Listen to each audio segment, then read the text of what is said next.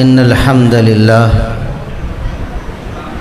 والصلاة والسلام على رسول الله أما بعد أعوذ بالله السميع العليم من الشيطان الرجيم من همزه ونفخه ونفثه بسم الله الرحمن الرحيم فليحذر الذين يخالفون عن أمره أن تصيبهم فتنة أو يصيبهم عذاب علیم۔ انتہائی قابل احترام بزرگوں، عزیز نوجوان ساتھیوں، میری آواز سننے والی معززات و مکرمات اسلامی ماں اور بہنوں، ہمارا دین اسلام، ہماری شریعت اللہ اور اس کے رسول صلی اللہ علیہ وسلم کی تعلیم کردہ ہے۔ ہمارے دین کی ایسی کوئی بھی بات نہیں جو انسانوں کی بنائی ہوئی ہو۔ ہم عقیدہ وہی رکھتے ہیں جو کتاب و سنت نے دیا ہے، ہم عمل وہی کرتے ہیں جو اللہ اور اس کے رسول صلی اللہ علیہ وسلم نے بتایا ہے، اور اللہ اور اس کے رسول صلی اللہ علیہ وسلم کے راستے کو چھوڑ کر کسی اور راستے کو اپنانا، اللہ اور اس کے رسول صلی اللہ علیہ وسلم کی بات کے آ جانے کے بعد کسی اور کی بات کو ماننا ہمارے نزدیک یہ اسلام اور دین اور شریعت کے خلاف ہے۔ قرآن اور حدیث پورا کا پورا دین ہمارے لیے بیان کرتے ہیں۔ ہمارے دین کا کوئی مسئلہ ایسا نہیں جو کتاب و سنت سے ثابت نہ ہو۔ لوگ غلط فہمی میں پڑے ہوئے ہیں، وہ کہتے ہیں کہ شاید دین مکمل نہیں ہے۔ ان کا خیال ہے کہ اللہ اور اس کے رسول صلی اللہ علیہ وسلم نے جو بتایا ہے وہ ہمارے لیے کافی نہیں ہے، اس لیے وہ کتاب و سنت کو چھوڑ کر کسی اور شخصیت کی طرف جاتے ہیں، کسی اور مذہب کو اپناتے ہیں، کسی اور مسلک کو اپناتے ہیں، اور ہم پر اعتراض کرتے ہیں جی اگر آپ سچے ہو کہ قرآن حدیث میں سارا دین ہے تو فلاں مسئلہ بتاؤ۔ پھر جب وہ یہ سوال کر رہے ہوتے ہیں تو یہ کہہ رہے ہوتے ہیں کہ قرآن حدیث میں دین مکمل نہیں ہوا۔ کتنی بڑی بات ہے اور کتنی بڑی جسارت ہے جو ایک مسلمان کلمہ پڑھنے کے بعد، اسلام کا دعویٰ کرنے کے بعد، محمد الرسول اللہ صلی اللہ علیہ وسلم سے محبت کا دعویٰ کرنے کے بعد کرتا ہے۔ کہتا ہے فلاں چیز حدیث میں دکھاؤ جی، حدیث میں ہے تو دکھاؤ۔ ہم اللہ کے فضل و کرم سے حاضر ہیں، آپ آج جو کچھ پوچھنا چاہتے ہیں، عقیدے کے مسئلہ ہو، عمل کا مسئلہ ہو، نماز کا ہو، روزے کا ہو، حج کا ہو، زکوٰۃ کا ہو، کوئی بھی مسئلہ ہو، اگر آپ یہ سمجھتے ہیں کہ قرآن حدیث میں نہیں ہے، قرآن اور حدیث نے ہماری رہنمائی نہیں کی بلکہ وہ مسئلہ بعد میں کسی نے ہمیں بنا کر دیا ہے، تو بندہ ناچیز حاضر ہے، آپ وہ مسئلہ پیش کریں۔ اگر میں قرآن حدیث سے وہ مسئلہ نہ بتاؤں اور مجبور ہو جاؤں کہ نہیں فلاں حضرت صاحب نے یہ مسئلہ بتایا ہے، اللہ اور اس کے رسول نے نہیں بتایا، تو پھر تو میں جھوٹا ہوا۔ اور اگر آپ ایسا کوئی مسئلہ پیش نہ کر سکیں جو کتاب و سنت میں اللہ اور اس کے رسول صلی اللہ علیہ وسلم نے نہیں بتایا ہے، تو پھر اس کا مطلب ہے کہ آپ کو مان لینا چاہیے کہ کتاب و سنت ہی دین ہے، کتاب و سنت ہی ہمارے لیے کافی ہے۔ ہم مسلمان ہیں تو اللہ اور اس کے رسول صلی اللہ علیہ وسلم کے ہی پابند ہیں۔ قرآن کریم میں اللہ رب العزت نے بار بار اس بات کی طرف توجہ دلائی ہے کہ اللہ کی بات مانو اور رسول اللہ صلی اللہ علیہ وسلم کی بات مانو۔ اللہ رب العزت نے اسے معیار قرار دیا ہے، فرمایا تمہارے جتنے بھی اعمال ہیں وہ قلبی ہیں یا بدنی ہیں، جتنے بھی اعمال ہیں ان کی قبولیت کا معیار اللہ اور اس کے رسول صلی اللہ علیہ وسلم کی اطاعت ہے۔ سورہ محمد میں جو محمد الرسول اللہ صلی اللہ علیہ وسلم کے نام پر سورت نازل ہوئی ہے، اس میں اللہ رب العزت نے فرمایا یا ایھا الذین آمنوا اطیعوا اللہ و اطیعوا الرسول ولا تبطلوا اعمالکم، ایمان والو جو دعویٰ کرتے ہو کہ ہم ایمان لائے ہیں، جس شخص کا بھی دعویٰ ہے ایمان کا، اللہ اسے فرماتا ہے اللہ کی بات مانو، رسول اللہ کی بات مانو، اپنے اعمال کو ضائع نہ کرو۔ جو عمل اللہ کی اطاعت کے بغیر کیا جائے گا، رسول اللہ صلی اللہ علیہ وسلم کی سنت کے بغیر کیا جائے گا، اللہ فرماتا ہے وہ عمل باطل ہے، برباد ہو جائے گا، وہ انسان کے نامہ اعمال میں جرم بن کر تو آئے گا، ثواب بن کر نہیں آئے گا۔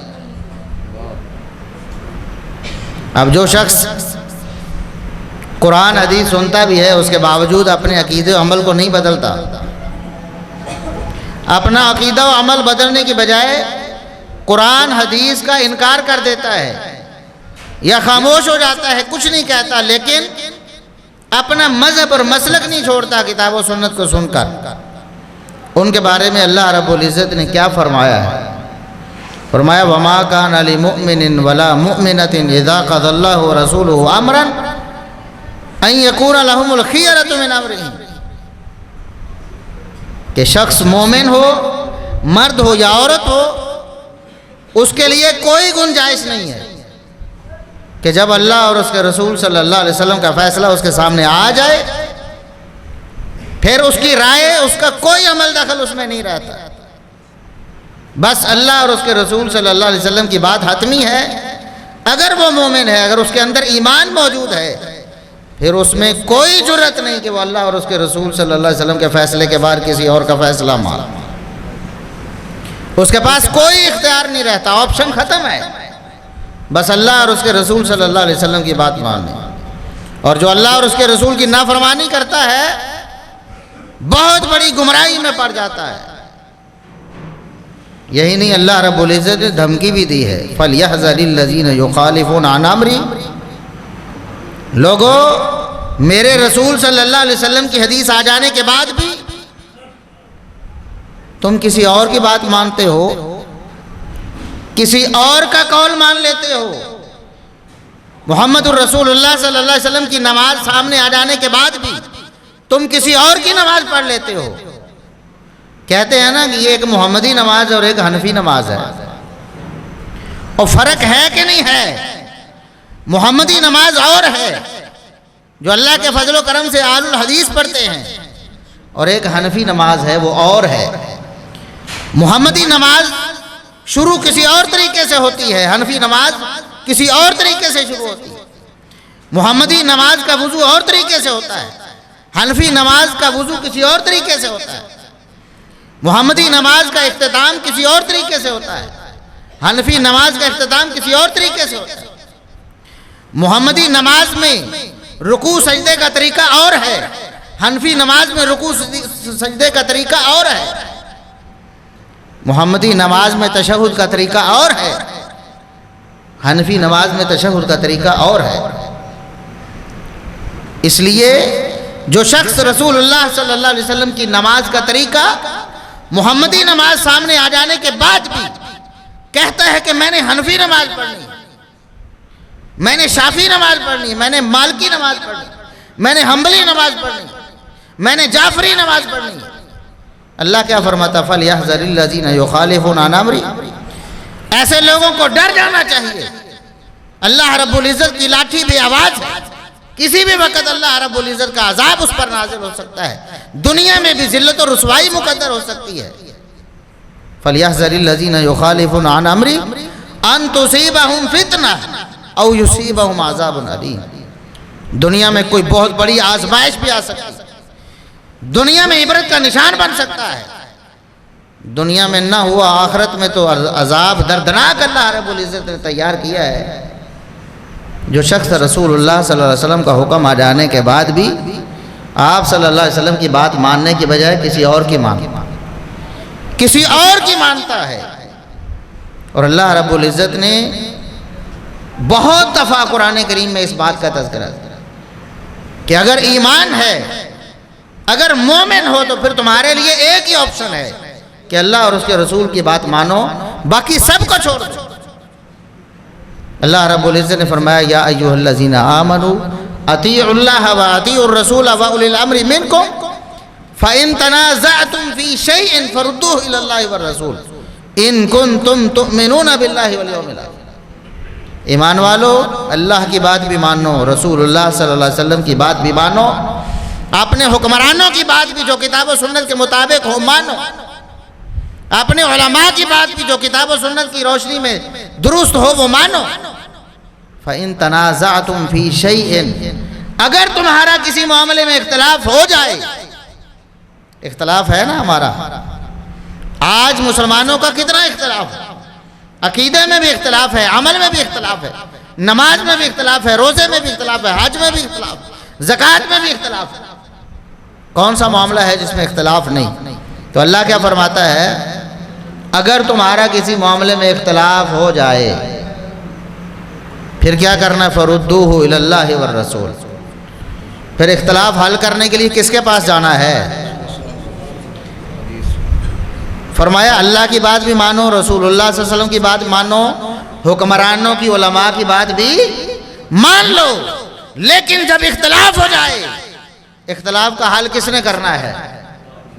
کسی امام نے نہیں، کسی حکمران نے نہیں، اللہ اور اس کے رسول تمہارے اختلاف کا حل کریں گے۔ اگر تمہارا اختلاف ہو جائے پھر تم پر لازم ہو جاتا ہے، فرض ہو جاتا ہے کہ اس اختلاف کو اللہ اور اس کے رسول کی طرف لے کر جاؤ۔ اب اگر قرآن نہیں تو میں ذمہ دار، اور اگر یہ قرآن کی آیت ہے اور اس کے بعد کوئی شخص اختلاف سن لیتا ہے، مثال کے طور پر نماز شروع کیسے کرنی؟ کانوں کو ہاتھ لگانا ہے، انگوٹھے لگانے ہیں، یا ایسے کر کے نماز شروع کرنی ہے؟ ہاتھ سینے پہ باندھنے ہیں یا ناف کے نیچے باندھنے ہیں؟ رکوع جاتے وقت رفع یدین کرنا ہے نہیں کرنا ہے؟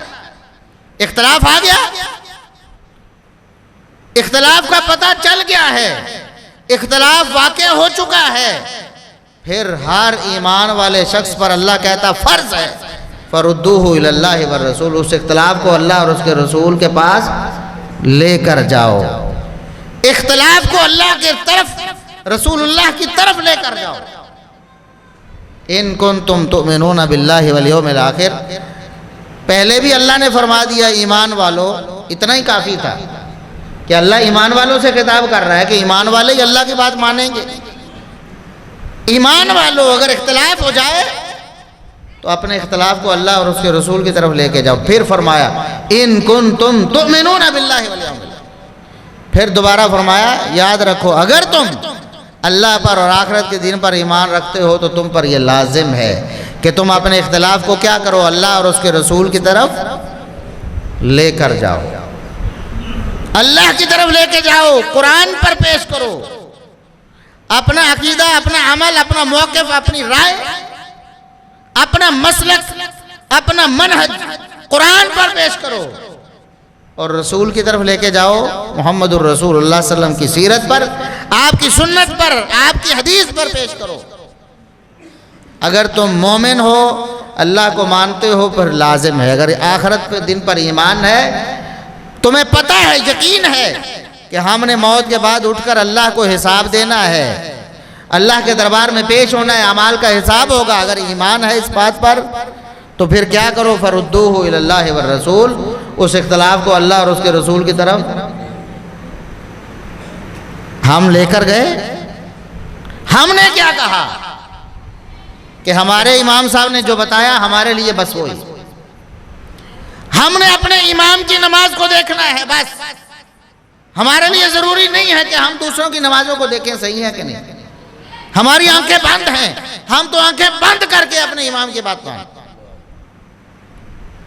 ہماری مسجد میں جو بتایا جاتا ہے ہمیں کافی ہے، اپنا مسلک چھوڑو نہ کسی کو چھیڑو نہ، یہ پالیسی اللہ کی نہیں، رسول اللہ صلی اللہ علیہ وسلم کی، اللہ اور اس کے رسول صلی اللہ علیہ وسلم کی تعلیم کیا ہے کہ اگر اختلاف ہو جائے تو کیا کرو؟ اللہ اور اس کے رسول کے پاس لے کر جاؤ، اللہ سے فیصلہ کرواؤ، رسول اللہ صلی اللہ علیہ وسلم سے فیصلہ کرواؤ۔ اب کتنے لوگ ہیں دیکھتے ہیں نماز شروع کرتے ہیں، ہم ایسے شروع کر رہے ہیں، ایک شخص دیکھتا ہے میں ایسے شروع کر رہا ہوں، دوسرے ایسے شروع کر رہے ہیں، اللہ کیا فرماتا ہے اس پر فرض ہے. اختلاف ہو گیا نا. فرض ہے کہ اللہ اور اس کے رسول سے پوچھیں کہ ہم نے کیا کرنا ہے. ہم نے کانوں کی لو کو انگوٹھوں سے چھونا ہے یا پھر کانوں کے برابر کر کے رفع الیدین کرنا؟ کس طرح کرنا؟ لازم ہے کہ نہیں ہے؟ بتاؤ جتنے لوگ بیٹھے ہو ایمان سے بتاؤ کہ اللہ نے کیا فرمایا تم پر لازم ہے کہ اللہ اور اس کے رسول سے اپنے عمل کی تحقیق اور تصدیق کرواؤ کہ واقعی ہمارا عمل درست ہے یا نہیں ہے. اچھا جو لوگ تو ایسے کر کے نماز پڑھتے ہیں کندھوں اور کانوں کے برابر کر کے، ان کے لیے تو میرے پاس رسول اللہ صلی اللہ علیہ وسلم کی حدیث ہے، صحیح بخاری میں، صحیح مسلم میں ہے، دیگر حدیث کی کتابوں میں ہے کہ رسول اللہ صلی اللہ علیہ وسلم جب نماز شروع کرتے ہاتھوں کو کندھوں تک اٹھاتے یا اپنے ہاتھوں کو کانوں تک اٹھاتے. یہ تو حدیثیں موجود ہیں. کسی کو شبہ ہے تو ابھی میں دکھا سکتا ہوں. لیکن جو لوگ ایسے کر کے نماز شروع کرتے ہیں وہ کرتے ہیں کہ نہیں کرتے؟ وہ بتائیں ان کے پاس کس کا عمل ہے؟ ان کے پاس کیا دلیل ہے شریعت کی کہ اللہ نے ایسے فرمایا؟ کیا رسول اللہ صلی اللہ علیہ وسلم نے ایسا کر کے دکھایا؟ اگر تو کوئی ایسی حدیث پیش کرتے ہیں میں ان کو 1,00,000 روپیہ انعام دینے کے لیے تیار ہوں. میں اس کے ہاتھ چوموں گا، اس کا ماتھا چوموں گا، اس کو اپنا استاد مانوں گا، اور آج کے بعد میں بھی کانوں کو ہاتھ لگا کے نماز شروع کروں گا. میرا چیلنج ہے، یہاں موجود ہوں، چلا بھی جاؤں، دوبارہ آنے کے لیے حاضر. ایک حدیث رسول اللہ صلی اللہ علیہ وسلم کی، ایک حدیث، پوری زندگی میں ایک عمل کہ آپ نے کبھی کانوں کو انگوٹھوں سے چھو کر نماز کا آغاز کیا ہو. بھی کندھوں تک اور کانوں کے برابر ہاتھ اٹھانے پر تو حدیث موجود ہے، لیکن کانوں کی لوک اور چھونے کی حدیث موجود نہیں ہے.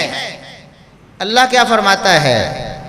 وَمَن يُشَاقِقِ الرَّسُولَ مِن بَعْدِ مَا تَبَيَّنَ لَهُ الْهُدَىٰ، وہ بدبخت جو رسول اللہ صلی اللہ علیہ وسلم کی مخالفت کرتا ہے بعد اس کے کہ اس کے پاس دلیل آ جاتی ہے. رسول اللہ کی سنت آ گئی، آپ صلی اللہ علیہ وسلم کا عمل آ گیا، آپ کی نماز کا طریقہ اس کو پہنچ گیا، اس کے بعد بھی رسول اللہ کی مخالفت کرتا ہے، مومنوں کا راستہ چھوڑ دیتا ہے. مومنوں کا راستہ کیا ہے؟ اللہ اور اس کے رسول کی بات کو فوراً مان لینا، یہ مومنوں کا راستہ ہے نا. جو دلیل آ جانے کے بعد بھی رسول اللہ صلی اللہ علیہ وسلم کی مخالفت کرتا ہے، اللہ کیا فرماتا ہے؟ نُوَلِّهِ مَا تَوَلَّا، ہم اس کی رسی ڈھیلی چھوڑ دیتے ہیں، جدھر جاتا ہے پھر گمراہی میں ہم جانے دیتے ہیں. کیوں؟ ہدایت کا راستہ اس نے خود چھوڑ دیا ہے. اِنَّا هَدَيْنَاهُ السَّبِيلَ اِمَّا شَاكِرًا وَإِمَّا كَفُورًا. اللہ فرماتا ہے ہم نے ہدایت کا راستہ اس کو دکھا دیا ہے، اس کی مرضی ہے، اللہ کی بات مان لے، رسول اللہ کی بات مان لے، یا اس کی مرضی ہے اللہ اور اس کے رسول کا انکاری ہو جائے، ان کا مخالف ہو جائے. تو جب اللہ راستہ دکھا دیتا ہے، بندہ دیکھ کر بھی راستہ چھوڑ دیتا ہے، تو اللہ فرماتا ہے پھر ہم بھی اس کو چھوڑ دیتے ہیں، جہاں جاتا ہے گمراہی میں گرنے دیتے ہیں. وَنُسْلِهِ جَهَنَّمَ، قیامت کا دن ہوگا اس کو جہنم کا ایندھن بنا دیں. کیوں؟ رسول اللہ صلی اللہ علیہ وسلم کی مخالفت چھوٹا جرم نہیں ہے، بہت بڑا جرم ہے. رسول اللہ صلی اللہ علیہ وسلم کی اطاعت ہی تو اسلام ہے، آپ کی مخالفت ہی تو بے دینی ہے. فرمایا جو رسول اللہ صلی اللہ علیہ وسلم کی حدیث آ جانے کے بعد بھی آپ کی مخالفت پر ڈٹا رہتا ہے، اس کا ٹھکانہ کیا ہے؟ جہنم.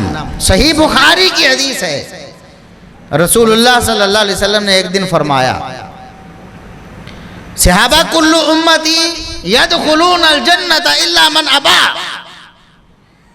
میرے سارے امتی جنت میں داخل ہوں گے سوائے ان بدبختوں کے جو جنت میں جانے سے خود انکاری ہو. صحابہ نے پوچھا اللہ کے رسول وَمَن يَأْبَى، جنت میں جانے سے کون انکاری ہو سکتا ہے؟ سب کی تمنا ہے کہ جنت میں چلے جائیں، اور سب جنت میں جانا چاہتے ہیں نا۔ ابھی پتہ چل جاتا ہے، ابھی پتہ چل جاتا ہے۔ رسول اللہ صلی اللہ علیہ وسلم سے پوچھا گیا اللہ کے رسول کوئی ایسا بھی بدبخت ہوگا جو خود جنت میں جانے سے انکاری ہے؟ فرمایا من اطاعنی دخل الجنہ ومن عصانی فقد ابا، جو میری بات مان لیتا ہے وہ تو جنت میں ضرور داخل ہو جائے گا، جو میری بات مان لیتا ہے وہ جنت میں ضرور داخل ہوگا، اور جو میری بات نہیں مانتا، نافرمانی کر دیتا ہے بات معلوم ہو جانے کے بعد وہ ایسا بدبخت ہے جو جنت سے جانے سے انکاری ہو گیا ہے۔ محمد الرسول اللہ کی مخالفت کر کے جنت میں جا سکتے نہیں، تو پھر فیصلہ کریں نا آج، کیوں نہیں فیصلہ کرتے؟ محمد الرسول اللہ کا کلمہ پڑھا ہے کہ نہیں پڑھا؟ محبت ہے کہ نہیں ہے نا؟ کون سی محبت ہے کہ آپ کی بات معلوم ہو گئی اس کے بعد بھی ماننے کو تیار نہیں؟ چلو ہاتھ کھڑا کرو، کون کہتا ہے کہ آج کے بعد میں محمد الرسول اللہ صلی اللہ علیہ وسلم والی نماز پڑھوں گا؟ بتائیں، پڑھیں گے نا؟ تو نماز کا آغاز کیسے کریں گے؟ ایسے یا ایسے؟ اور جو ایسے کرے وہ بھائی دیکھیں، کسی پر کیچڑ اچھالنا مقصود، کسی کی بے عزتی کرنا مقصود نہیں ہے، اللہ کی قسم کسی کی پگڑی اچھالنا مقصود نہیں، کسی کو شرمندہ کرنا مقصود نہیں ہے، اللہ کی قسم مقصود یہ ہے کہ امتی محمد الرسول اللہ کے ہو، لیکن بات ماننے کی بات آئے تو کہتے کہ ہم نہیں مان سکتے، ہمارا امام وہ ہے، ہمارا پیر وہ ہے، ہمارا مرشد وہ ہے، اور ہمارا مسلک وہ ہے، اور محمد الرسول اللہ کی بات کے سامنے کوئی مسلک مانا جائے گا؟ اور ایک تو بات یہ تھی نا کہ میں نے کہا کہ اس طرح کانوں کو چھو کر نماز شروع کرنا رسول اللہ صلی اللہ علیہ وسلم سے ثابت، میں نے کہا، صرف یہ نہیں کہ میں نے کہا، بڑے بڑے حنفی علماء، بڑے بڑے اکابر، ان کے بڑے بڑے بزرگ، بڑے بڑے فقہاء اس بات کو اپنی کتابوں میں لکھ گئے ہیں کہ ہم نے حدیث کے ذخیرے کو چھان مارا ہے، کوئی جھوٹی موٹی روایت بھی ہمیں ایسی ملی ماننے پر مجبور ہو گئے کہ کانوں کی لو کو چھو کر نماز کا آغاز کرنا نبی کی سنت نہیں ہے۔ صرف میں نے نہیں کہا، آپ کے اکابر علماء کہہ کے گئے، اور اگر آپ کو اپنے اکابر علماء پہ اعتبار نہیں ہے، چلو کوشش شروع کرو، ساری زندگی حدیثوں کو کھنگالتے رہو، پوری زندگی ایک حدیث اگر تمہیں مل جائے، ایک حدیث جس میں کہ نبی کریم صلی اللہ علیہ وسلم نے ایسے نماز کو شروع کیا ہو، اگر نہیں ملتی تو اس کیا مطلب ہے؟ پھر اگر ماننے والے ہو محمد الرسول اللہ صلی اللہ علیہ وسلم کو تو پھر آج کے بعد نماز ایسے شروع کرنی، نماز ایسے شروع کرنی، وضو کا طریقہ اپنا بنا لیا، محمد الرسول اللہ صلی اللہ علیہ وسلم کے طریقے پہ اکتفا نہیں کیا، حالانکہ ہمارے لیے مقتدا و پیشوا محمد الرسول اللہ صلی اللہ علیہ وسلم۔ اختلاف ہو گیا، ایک وہ مسلمان ہے جو وضو کرتا ہے، وضو کرتا کرتا مسح پہ پہنچتا ہے، سر کا مسح کرتا ہے، کانوں کا مسح کرتا ہے، اور اس کے بعد پھر پاؤں کو دھو لیتا ہے، گردن کا مسح۔ اور دوسرا مسلمان وہ ہے کہ پانی لیتا ہے اور الٹے ہاتھوں سے گردن کا مسح کرتا ہے۔ یاد رکھنا ہے گردن کا، اور کس کا مسح کرتے ہیں؟ گردن کا۔ بعض دھوکہ دینے کی کوشش کرتے ہیں، گدی کا مسح، کھٹی جنوان، ابھی وہ تو ہم بھی کرتے ہیں، ایسے ہاتھ پیچھے لے جاتے ہیں نا تو ہمارے ہاتھ گدی کو لگ کے واپس آتے ہیں نا۔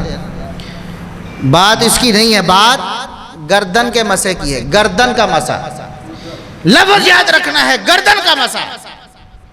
اختلاف ہو گیا، ایک مسلمان وضو میں گردن کا مسح نہیں کرتا ہے، اور دوسرا مسلمان وضو کے طریقے میں لازم سمجھتا ہے کہ گردن کا مسح کرنا ہے نا۔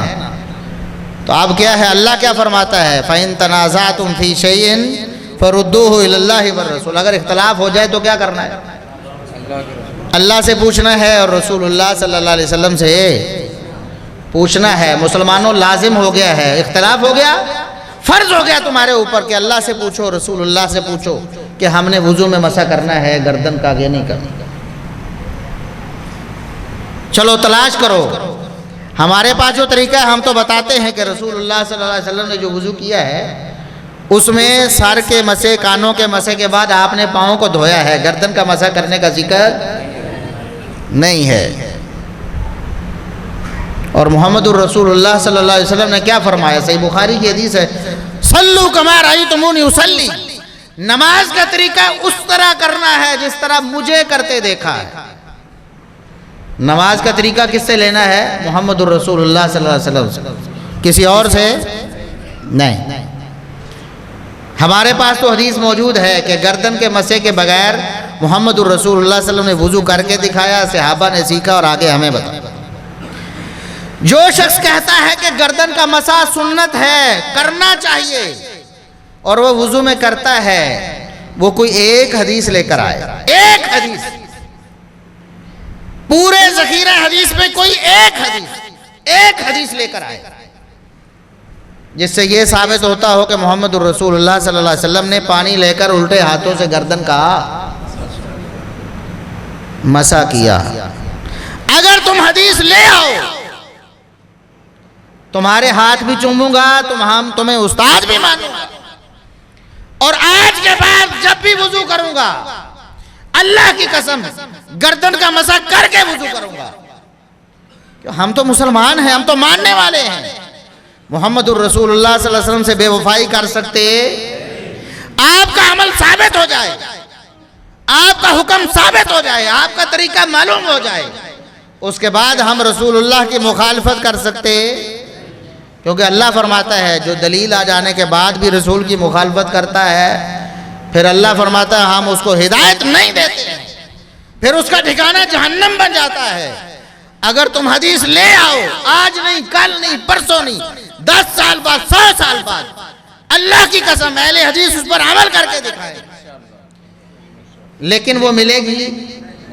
اور بھئی ہوتی تو صحابہ کو معلوم ہوتی، تابعین کو معلوم ہوتی، تبع تابعین کو معلوم ہوتی، ائمہ دین کو معلوم ہوتی، بخاری میں ہوتی، مسلم میں ہوتی، ابو داؤد، ترمذی، نسائی، ابن ماجہ میں ہوتی، مسند احمد میں ہوتی۔ اگر ہوتی تو مسلمانوں کے پاس، اور کم از کم ہمارے حنفی بھائیوں نے لکھ ہی دی ہوتی کہ یہ دیکھو ہمارے پاس دلیل موجود ہے، لیکن اللہ کی قسم آج تک کوئی پیش کر سکا اور قیامت تک پیش نہیں کر سکے گا، نہیں پیش کر سکے گا، کیونکہ محمد الرسول اللہ صلی اللہ علیہ وسلم کا یہ طریقہ نہیں تھا۔ پوری زندگی میں ایک دفعہ بھی آپ نے گردن کے مسح وضو میں کیا نہیں، اور حنفی علماء بھی ماننے پر مجبور ہو۔ یہ میں ایسے مسائل بتا رہا ہوں جس پہ میں آپ کو حنفی علماء کی تصریحات دکھا سکتا ہوں کہ لکھا انہوں نے، بولا انہوں نے کہ ہمیں ایسی کوئی حدیث ملی نہیں۔ پھر کس کی بات مانتے ہو؟ کس کا مذہب مان رہے ہو؟ کس کا کلمہ پڑھتے ہو؟ ایک اور بات، نماز عشاء کی رکعت کتنی؟ ہمیں تانا دیتے ہیں یہ نماز چور ہیں، بھی عشاء دیاں صرف 7 رکعتیں پڑھتے ہیں، یہ نماز چور ہیں۔ اور بھائی ہم محمد الرسول اللہ صلی اللہ علیہ وسلم کو چھوڑ کر اپنی طرف سے نماز بنا سکتے؟ اور بتاؤ فجر کی کتنی رکھتے ہیں؟ اگر کوئی کہے کہ 6 پڑھنی ہے اور 4 پڑھنے والوں کو کہے کہ نماز چور ہے تو پھر کیا کہو گے اسے جو فجر کی 6 یا 8 پڑھ کے 4 پڑھنے والوں کو کہے کہ یہ نماز چور ہے؟ یہ تو نماز تھوڑی پڑھتے لے، یہ 7 رکعتیں بھی کون 17 رکعتیں ہیں۔ عشاء کی کتنی رکھتے ہیں؟ ان کے ہاں 17 رکھتے ہیں۔ اللہ کی قسم اگر کوئی ایک حدیث لے آؤ، جاؤ آج اپنے علماء سے رابطہ کرو، اپنے فقہاء سے رابطہ کرو، اپنے علماء اور ائمہ دین سے رابطہ کرو، جن کے پیچھے نمازیں پڑھتے ہو ان سے رابطہ کرو، جن کے فتوے مانتے ہو ان سے پتہ کرو، پوچھو ان سے کہ یہ ستارہ رکھتے محمد الرسول اللہ صلی اللہ علیہ وسلم سے ہمیں دکھا دیں۔ اللہ کی قسم آج سے ہی، کل سے، آج تو پڑھ لی، کل سے ہی عشاء کی نماز ہم 17 رکعتیں پڑھیں گے۔ لیکن اگر تم محمد الرسول اللہ صلی اللہ علیہ وسلم سے 17 رکعتیں ثابت نہ کر سکو تو پھر انجام سمجھ لو کہ فجر کی کوئی 8 بنا لے تو اس کا کیا انجام، کیا انجام ہو اگر کوئی فجر کی 8 بنا لے تو۔ کیوں منع ہے جی فجر کی 8 رکعتیں بنانا؟ کیوں منع ہے؟ کیا نماز پڑھنا ثواب کا کام نہیں؟ نفل، سنتیں، موقدہ، غیر موقدہ یہ پڑھنا یہ ثواب کا کام نہیں ہے؟ تو فجر سے پہلے 4 اور کیوں نہیں پڑھ لیتے؟ کیوں نہیں پڑھتے ہو؟ وجہ کیا ہے؟ کیا وجہ ہے؟ جہاں محمد الرسول اللہ صلی اللہ علیہ وسلم نے پڑھی ہیں وہاں پڑھنی۔ اچھا یہاں عشاء میں کہتے ہیں یہ نماز نہیں پڑھتے، نماز چور ہیں، اور جب ہم مغرب سے پہلے 2 رکعتیں پڑھ رہے ہوتے ہیں اذان کے بعد اور جماعت سے پہلے تو کہتے ہیں دیکھو جی یہ نماز میں لیٹ پہ کر دیں، اور محمد الرسول اللہ کا کلمہ پڑھا ہے، آپ سے اتنی بے وفائی، ایسا عمل مغرب کی نماز سے پہلے 2 رکعتیں پڑھنا محمد الرسول اللہ صلی اللہ علیہ وسلم کی قولی حدیث بھی ہے، فعلی بھی ہے، تقریری بھی ہے۔ کیا مطلب؟ محمد الرسول اللہ صلی اللہ علیہ وسلم نے فرمایا بھی ہے کہ میرے صحابہ پڑھو، میرے امتیوں مغرب سے پہلے 2 رکعتیں پڑھو، اور محمد الرسول اللہ صلی اللہ علیہ وسلم نے خود پڑھ کے بھی دکھائی، خود پڑھتے بھی ہیں اور صحابہ کو پڑھتے دیکھتے بھی ہیں اور اس پر رضامندی کا اظہار کرتے ہیں، ان کو روکتے ٹوکتے نہیں ہیں۔ محمد الرسول اللہ صلی اللہ علیہ وسلم سے تینوں طرح مغرب سے پہلے 2 رکعتیں پڑھنا۔ کون ہے نماز چور؟ اصل نماز چور وہ ہے جو محمد الرسول اللہ کی دی ہوئی نماز کو چوری کرتا ہے، اس کو پورا نہیں پڑھتا، وہ نماز چور ہے۔ اور وہ شخص جو کہتا ہے محمد الرسول اللہ صلی اللہ علیہ وسلم سے ثابت نہیں ہے اس لیے میں نہیں پڑھتا، وہ نماز چور نہیں ہے، وہ تو نماز کا محافظ ہے کہ محمد الرسول اللہ کی نماز کی حفاظت کرنی ہے، کسی کو اپنی طرف سے اضافہ کرنے کی اجازت۔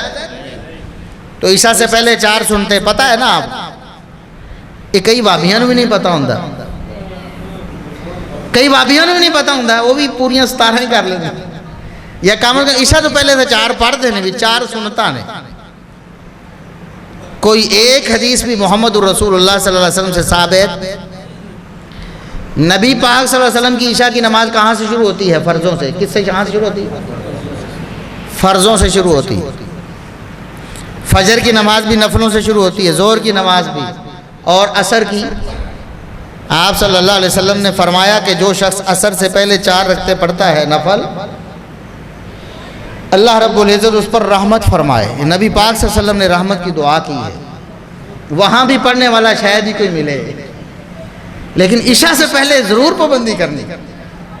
حالانکہ محمد الرسول اللہ صلی اللہ علیہ وسلم نے کبھی عشاء سے پہلے 4 رکعتیں پڑھی؟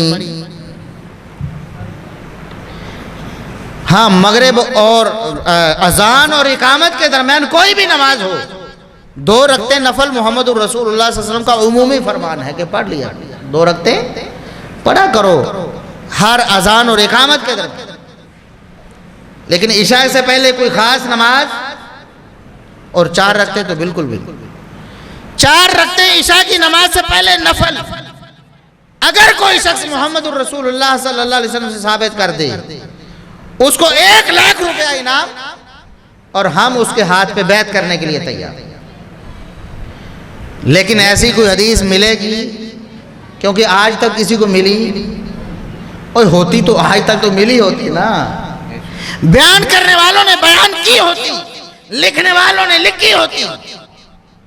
اور یہ صرف میں نہیں کہہ رہا، حنفی علماء، کبار علماء اس بات کو لکھنے پر مجبور ہو گئے کہ عشاء سے پہلے 4 رکعت سنت ہمیں کہیں کسی حدیث سے ملتی نہیں۔ تو بتاؤ محمد الرسول اللہ صلی اللہ علیہ وسلم والی نماز پڑھنی ہے یا حنفی نماز پڑھنی؟ جو شخص کلمہ پڑھنے والا ہے، جو آپ کی اطاعت کا اقرار کرنے والا ہے، جو کہتا ہے کہ میں محمد الرسول اللہ صلی اللہ علیہ وسلم کا مطیع و فرما بردار ہوں، اس پر لازم ہے کہ آپ کی سنت کے مطابق ادا کرے۔ جو شخص بھی آج کے بعد محمد الرسول اللہ صلی اللہ علیہ وسلم کو ماننے والا ہے، یا تو وہ عشاء سے پہلے 4 نفلوں کا کوئی ثبوت لے کر آئے گا، یا پھر اگر ثبوت نہیں ملے گا تو کیا کرے گا کہ آئندہ عشاء سے پہلے 4 نفل نہیں پڑھے گا۔ عشاء سے پہلے 4 نفل کوئی نہیں، کسی حدیث کی کتاب میں نہیں، کسی تفسیر کی کتاب میں نہیں، رسول اللہ صلی اللہ علیہ وسلم سے منقول اور معزور۔ اس کے بعد صفیں بنانی ہیں۔ کون کون سی بات ذکر کرو؟ آپ کافی دیر سے تشریف فرما ہے، مغرب کے بعد سے آپ نے کھانا بھی کھانا ہے، مجھے اس بات کا بخوبی احساس ہے، اپنی بات کو مختصر کرتا ہوں۔ نماز کے لیے کھڑے ہونا ہے، صفیں بنانی ہے، اتنی تاکید کی ہے محمد الرسول اللہ صلی اللہ علیہ وسلم نے صف بندی کی، اتنی تاکید۔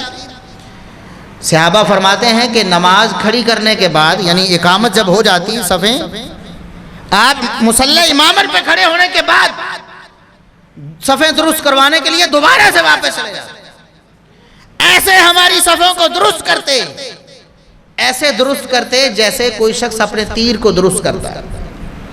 اور آپ کو پتا ہے نا، تیر کمان جب چلاتے تھے تو تیر تھوڑا سا بھی ٹیڑھا ہو تو نشانہ نہیں لگا، فارغ ہے، تھوڑی سی بھی ٹیڑھ آ جائے تیر میں تو تیر اپنا کام کرتا۔ صحابہ فرماتے محمد الرسول اللہ صلی اللہ علیہ وسلم اس طرح ہماری صفیں سیدھی کرتے جس طرح کوئی شخص اپنے تیر کو سیدھا کرتا۔ تیر سیدھا نہیں تو نشانہ، اور صف سیدھی نہیں تو نماز۔ نبی پاک صلی اللہ علیہ وسلم نے فرمایا کہ صفوں کو سیدھا کرنا یہ نماز کا حصہ ہے، یہ نماز کا۔ اللہ نے فرمایا اقیم الصلاۃ، نماز کو قائم کرنا ہے۔ اس وقت تک نماز قائم نہیں ہو سکتی جب تک صفیں درست۔ اور سیدنا انس ابن مالک رضی اللہ عنہ بیان کر، صحیح بخاری میں ہے کہ جب محمد الرسول اللہ صلی اللہ علیہ وسلم ہماری صفیں درست کرواتے، آپ کیسے صفیں درست کرواتے؟ آپ کے حکم کے مطابق ہم میں سے ہر شخص دوسرے کے ٹخنے سے ٹخنا چپکا لیتا ہے، ٹخنے سے ٹخنا چپکا لیتا ہے، ایسے صفیں درست کرواتے رسول اللہ صلی اللہ علیہ وسلم جیسے سیسا پلائی ہوئی دیوار ہوتی ہے۔ اور فرماتے نماز کے لیے صفیں ایسے بناؤ جس طرح اللہ کے ہاں فرشتے صفیں بناتے، جس طرح فرشتے صفیں بناتے اس طرح صفیں بناؤ، درمیان میں کوئی خلل نہیں ہونا چاہیے۔ وسد الخلل، درمیان میں جو بھی خلل ہے، جو بھی فاصلہ ہے، اس کو، حدیث کے الفاظ ہیں، فاصلے کو، کوئی درار درمیان میں۔ اور یہاں کیا ہے؟ ایک بالشت ناپ کی۔ اور بتاؤ کس کا دین لے کر آئے؟ اور تمہارے پاس کون سی حدیث ہے؟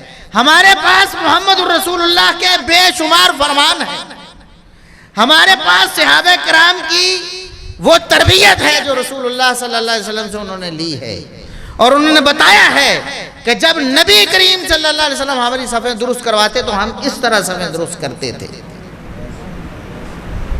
اور یہاں دوسرا مذہب کیا ہے، دوسرا مسلک کیا ہے؟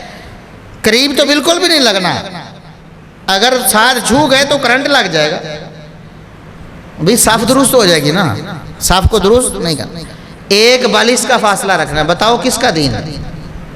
کوئی ایک حدیث لے کر آؤ، پورے ذخیرہ حدیث میں بخاری اٹھاؤ، مسلم اٹھاؤ، ابو داؤد، ترمذی، نسائی، ابن ماجہ، کوئی حدیث اٹھاؤ، ایک حدیث لاؤ جس میں نبی کریم صلی اللہ علیہ وسلم نے فرمایا ہو کہ دو نمازیوں کا آپس میں ایک بالش کا فاصلہ ہونا چاہیے۔ اگر تمہیں حدیث نہ ملے، مل جائے بہت اچھی بات ہے، آپ تو انعام کے مستحق ہوں گے، ہم آپ کے ہاتھ پہ بیعت کریں گے اور آئندہ سے ہم بھی ایک بالش کا فاصلہ رکھیں گے، ہم تو نبی کو ماننے والے ہیں۔ لیکن اگر آپ کو ایسی کوئی حدیث نہیں ملتی تو پھر وَمَن يُشَاقِقِ الرَّسُولَ مِن بَعْدِ مَا تَبَيَّنَ لَهُ الْهُدَىٰ وَيَتَّبِعْ غَيْرَ سَبِيلِ الْمُؤْمِنِينَ نُوَلِّهِ مَا تَوَلَّىٰ وَنُصْلِهِ وَسَاءَتْ مَصِيرًا، پھر جہنم ٹھکانہ بنے گا، ڈر جاؤ اللہ سے۔ پھر فَلْيَحْذَرِ الَّذِينَ يُخَالِفُونَ عَنْ أَمْرِهِ أَن تُصِيبَهُمْ فِتْنَةٌ أَوْ يُصِيبَهُمْ عَذَابٌ أَلِيمٌ، پھر اللہ فرماتا ہے ڈر جاؤ میرے رسول کی مخالفت کر کے سینہ ڈھونک کر چل رہے ہو، اکڑے ہوئے ہو کہ ہم حنفی مذہب کے مطابق عمل کریں گے، جاؤ لے جاؤ اپنی حدیثیں، ہم نہیں سنتے، یہ کہتے ہیں نا۔ فرمایا تمہیں اللہ سے ڈر نہیں آتا؟ دنیا میں بھی ایسے فتنے کا شکار ہو سکتے ہو، ساری دنیا کے لیے عبرت کا نشان بن سکتے ہو، اور آخرت میں دو دردناک عذاب اللہ نے تیار کیا ہی کیا۔ میں نے تو 2 3 4 مثالیں پیش کی، بڑی مثال درجنوں سینکڑوں، اور ایک بات کر کے اپنی بات کو ختم کرتا ہوں کہ اس دنیا میں کوئی بھی ہستی ایسی نہیں جس کی بات کو چیلنج نہ کیا جا سکے۔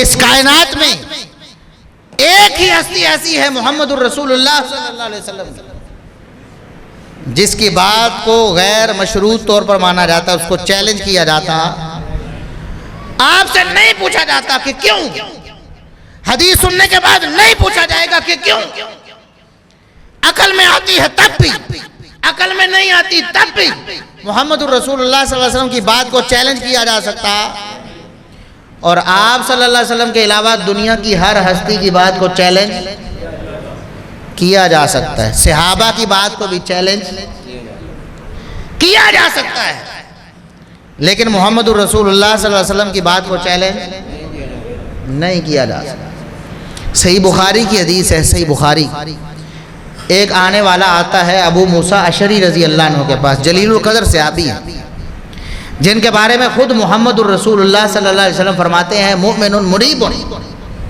کہ اللہ سے بڑا گہرا تعلق رکھنے والا مومن ہے یہ میرا صحابی، جس کے ایمان کی گواہی اور اللہ سے قرب کی گواہی محمد الرسول اللہ صلی اللہ علیہ وسلم نے۔ کیسا صحابی!